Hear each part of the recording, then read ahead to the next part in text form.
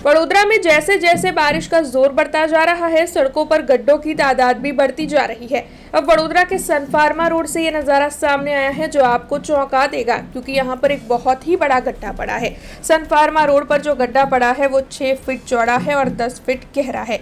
आपको बता दें कि अभी तो बारिश का जोर इतना भी नहीं बढ़ा है, ऐसे में ही वडोदरा की सड़कों पर इतने बड़े बड़े गड्ढे पड़ रहे हैं। तो फिर आने वाले वक्त में वडोदरा की सड़कों का हाल क्या होगा, ये सवाल यहाँ पर जरूर उठ रहा है। हालांकि ये जो इतना बड़ा गड्ढा सन फार्मा रोड पर पड़ा है, इस मामले में वडोदरा शहर कांग्रेस प्रमुख ऋत्विज जोशी ने रोष जताते हुए आवाज उठाई है। वोर्ड नंबर 11 વિસ્તારમાં સન ફાર્મા રોડ પર અહીંયા એટલો મોટો ભૂવો પડ્યો છે કે આ ભૂવામાં જો થોડી વાર પછી આને અહીંયા કોર્પોરેશન દ્વારા કોઈ કામગીરી કરવામાં નહીં આવે તો આ ભૂવામાં મોટી મોટી આખી ટ્રક જતી રહેશે।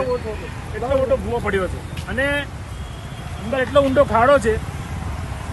આ જોતા એવું લાગે છે કે અહીંયા બહુ જ હલકી કક્ષાનું મટીરિયલ વાપરવામાં આવ્યું છે આ રોડ બનાવવામાં। અને જે રીતે અહીંયા રોડની બાજુમાં અહીંયા થીંગડા મારેલા છે એટલે લાગે છે કે પહેલાં પણ અહીંયા ભૂવો પડ્યો હશે, તે છતાં ફરી વખત અહીંયા આ વરસાદમાં આજે ભૂવો પડ્યો છે। જો અહીંયા બેરીકેડ ના લગાવ્યું હોય તો પછી એવું થઈ જાય કે કોઈનો જીવ જાય, એટલી મોટી દુર્ઘટના થઈ જાય અહીંયા।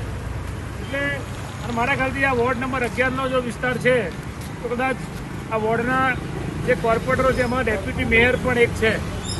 વડોદરા શહેરના ડેપ્યુટી મેયરના વોર્ડમાં આટલો મોટો ભૂવો છે એટલે આ ભ્રષ્ટાચારનો ભૂવો અને મોતનો કૂવો હોય એવું લાગે છે। हमसे जुड़े रहने के लिए हमारे YouTube चैनल को सब्सक्राइब करें और नई वीडियो की नोटिफिकेशन के लिए बेल आइकॉन को दबाएं।